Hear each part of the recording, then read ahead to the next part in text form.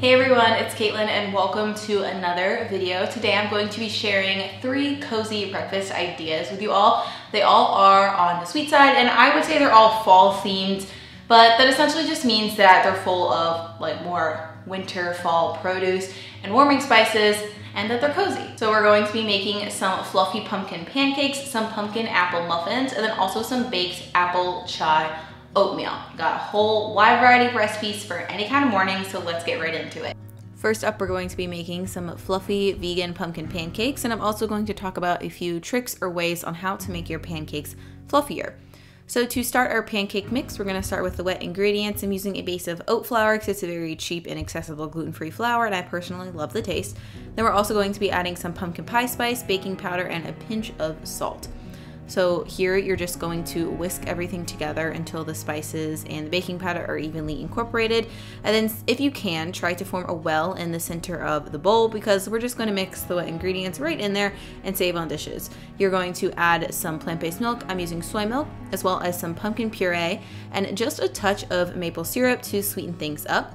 So first we're going to start by mixing the wet ingredients together in the center of the bowl. It's okay if some of the dry ingredients get in. It's just a little bit better to dissolve the pumpkin puree in the liquid first before you mix in the flour. So once that's done, you can just fold the outside edges of the flour in. And the first secret to fluffier vegan pancakes is to have a thicker than normal batter because a lot of traditional pancake batters use eggs, which thicken as they cook. But because we're vegan, we're not using eggs. So it just makes sense to have your pancake batter be a little bit thicker so your pancakes get fluffier and spread out less when you bake them, especially when you're baking with gluten-free flour. My second tip is what we're doing here.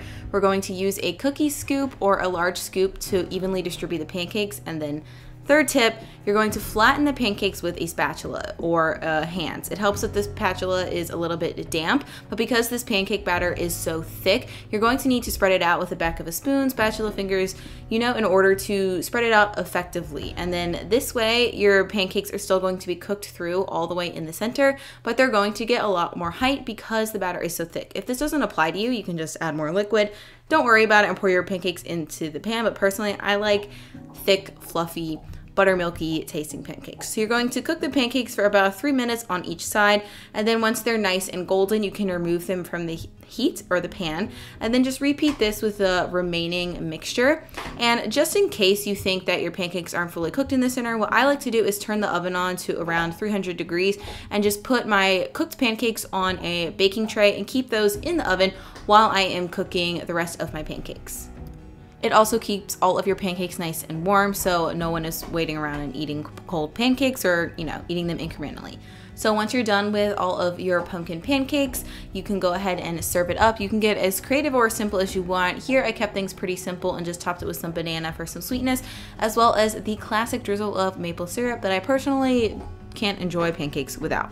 These pancakes are really delicious. They taste buttery even though they're totally dairy-free, and I love how they're nice and thick and fluffy, and also how they're made from really simple ingredients that I always have lying around in my pantry, especially during the fall.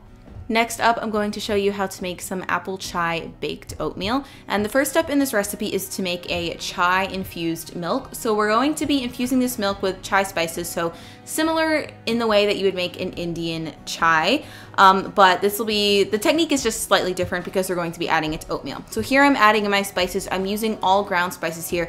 The full list is in the description below. It is worth it to add every spice. It adds a lot of body, but you can also just use whatever you have on hand. I'm also adding some maple syrup here for a little sweetness, as well as some vanilla extract, which the flavor is really going to come out in baking, and again add some floral notes and sweetness to our oatmeal.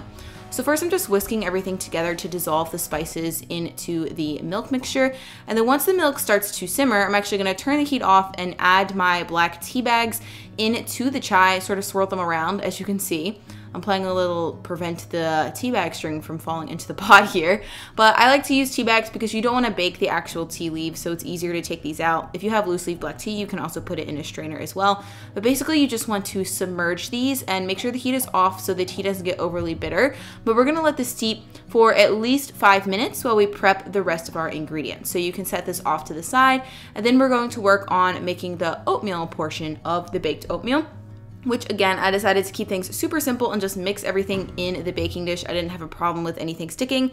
So we're just going to add some rolled oats and ground flaxseed to a dish, along with a little bit of baking powder and a pinch of salt.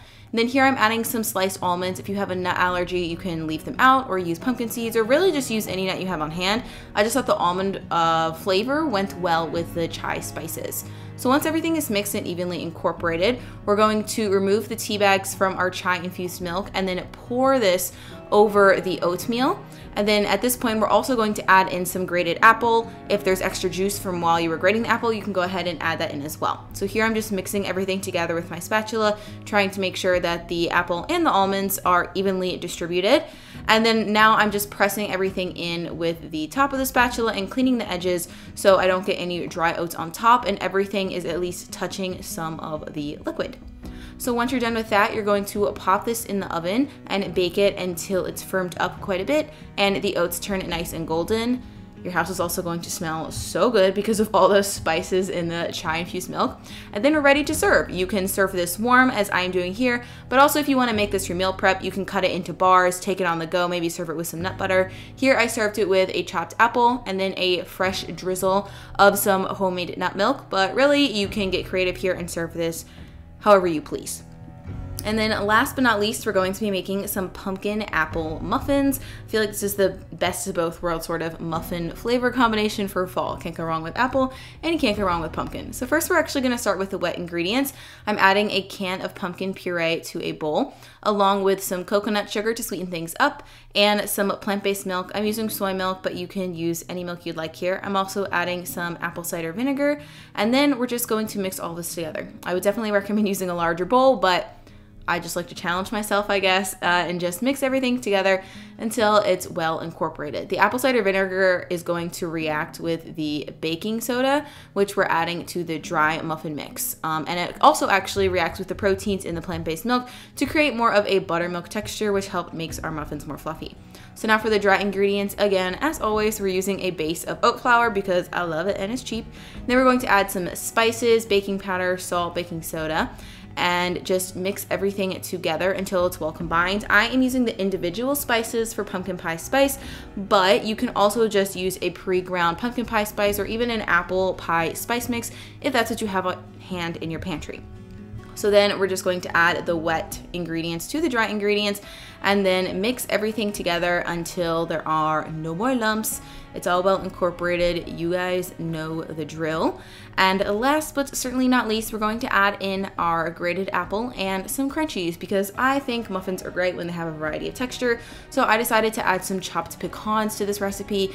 Again, if you have a nut allergy, you could use pumpkin seeds and they'd be double pumpkin muffins, or you can leave them out, or you could even add in some raisins too if that's your thing. This recipe is pretty versatile in terms of the add-ins. You can get as creative or not creative as you want. So now all that's left to do is to fill all of your muffin tins evenly with batter. And once I have all the batter, and I like to take my finger and sort of swirl everything together so you don't get any unusual lumps, then we're just going to bake these in the oven at 350 until they turn nice and fluffy and golden. And then I would recommend letting the muffins sit in the tray for around 3 to 5 minutes before removing them and letting them cool completely on a baking rack. I like to use a butter knife to help me just slide the muffins on out of there. So you can serve them warm or let them cool. I think these make a great breakfast, even afternoon snack, or sometimes I'll just have them for dessert with some nut butter on top and some chocolate on the side. Either way, I love how the pumpkin flavor shines through, as well as the apple. It adds a nice natural sweetness and extra moisture to these muffins. Alright guys, and that's it for this video. Leave a comment below, tell me which recipe you want to make first, and as always, remember that all the recipes are linked in the video description if you want more details on the recipe or you want to save it to Pinterest for later. If you aren't already subscribed to my channel, I'd really appreciate it if you did. It lets me know that you want to see more of these videos, as well as commenting down below and giving this video a thumbs up. Yay for breakfast ideas. Honestly, I'm really bored with breakfast. Sometimes I just like make oatmeal and it turns out mediocre. So it's nice to have recipes, or at least get inspiration from recipes on how to switch it up, because it can be very easy to get stuck in a routine and eat the same thing and just get tired of it and feel meh. So hopefully this video accomplished that. And I think that's all I have to say. So I hope you guys are having a great day and continue to have one. And I look forward to seeing you in the next video. Bye.